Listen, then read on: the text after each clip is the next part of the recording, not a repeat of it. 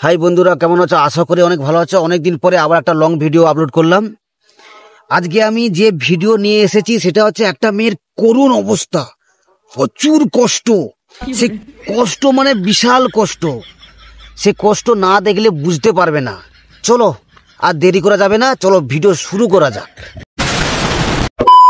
ভিডিওটা শুধুমাত্র এন্টারটেইনমেন্টের জন্য বানানো হয়েছে। ভিডিও দেখবেন, মজা নেবেন, চোখ খারাপ মাইন্ডে নেবে না। বাচ্চারা এই ভিডিও থেকে দূরে থাকবে। আমি মাধ্যমিক পরীক্ষা দিতে পারিনি বলে মা আমাকে বাড়ি থেকে বের করে দিয়েছে। মাধ্যমিকটা দিবি কি করে বল? সারাক্ষণ তো সোশ্যাল মিডিয়াতে ন্যাকামি করে বেড়াস। মাধ্যমিকটা দিবি কি করে বল? তোর মা যেটা করেছে ঠিক করেছে।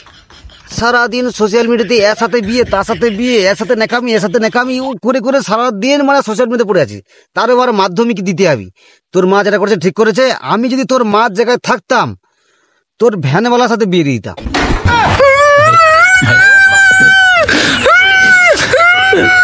পাশের বাড়ির ঠাম্মির কাছে একটু চাল আর একটা আলু নিয়ে এসেছি, আর আজকে মনে হয় সারাটা দিন আমাকে এটা খেয়েই কাটাতে হবে। সত্যি তোকে দেখে না চোখের জল আর দূরে রাখতে পারছি না।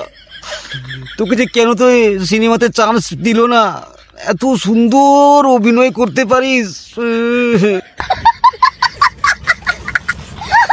আর কোনো উপায় না পেয়ে একটা বন্ধুর কাছে 20 টাকা ধার নিয়ে একটা কেক কিনে খেলাম। বাবা রে, কি কষ্ট! বন্ধুর কাছ থেকে টাকা ধার করে কেক খাচ্ছে, এই কষ্ট আর দেখা যাচ্ছে না ভাই। তুই একটা কাজ কর, তোর ওই হাতের যে আইফোনটা আছে না, ওটাকে বিক্রি করে দে, অনেক টাকা পাবি আর একটু ভালো মন্দ খাবি।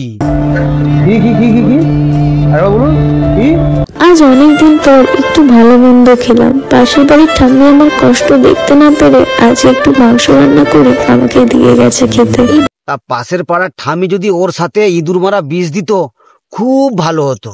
না না, তোকে খেতে বলছিস না, মানে বাড়িতে ইঁদুর ফিদুর আছে, সেই জন্য ইঁদুর মারা বিষের কথা বললাম। কিছু মাইন্ডে করিস না বোন। ভাড়া বাড়িতে রান্না করে খাওয়ার মতো চাল ডাল কিছুই ছিল না। আমার হাতে মাত্র 100 টাকা ছিল। তখন বন্ধুর কাছ থেকে 20 টাকা ধার করে কেক খাচ্ছিল, এখন আবার 100 টাকা কোথায় পেল? ও, পাশের পাড়ার ঠাম্মি দিয়েছে বুঝি। বিরিয়ানি খেয়ে আজকের দিনটা চালিয়ে নিলাম। জানি না কাল থেকে কি খাবো। আমার বাবারে, আবার বিরিয়ানি! এমনিতে নুন আনতে পান্তা পরে অবস্থা, তার উপর আবার বিরিয়ানি।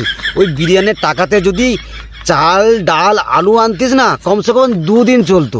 বড়া এরাই নাটক করতে পারে। উপায় না পেয়ে ডেলিভারির কাজটাই আমাকে বেছে নিতে হলো। উপায় না পেয়ে ডেলিভারির কাজ বেছে নিয়েছে, আবার তার সাথে পার্সোনাল ক্যামেরাম্যানকেও রেখে দিয়েছে। যত ঢং! আর এই একটা জামা পরেই প্রায় কয়েকদিন কাটিয়ে দিচ্ছি। কি একটা জামা? আগের জামাগুলো কোথায় গেল?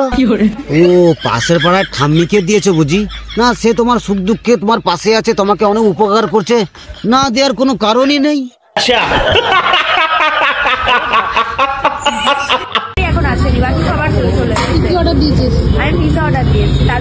হাতে 10 টাকাও নেই, এ পাশে পিৎজা অর্ডার করছে রেস্টুরেন্টে গিয়ে। তোদের লজ্জা লাগে না বোন? যত নাটকবাজ মেয়েরা। আমায় 2 দিন ধরে আলু সিদ্ধ ভাত খেতে দেখে বাবা আর সহ্য না করতে পেরে আমাকে বাড়ি নিয়ে আসলো।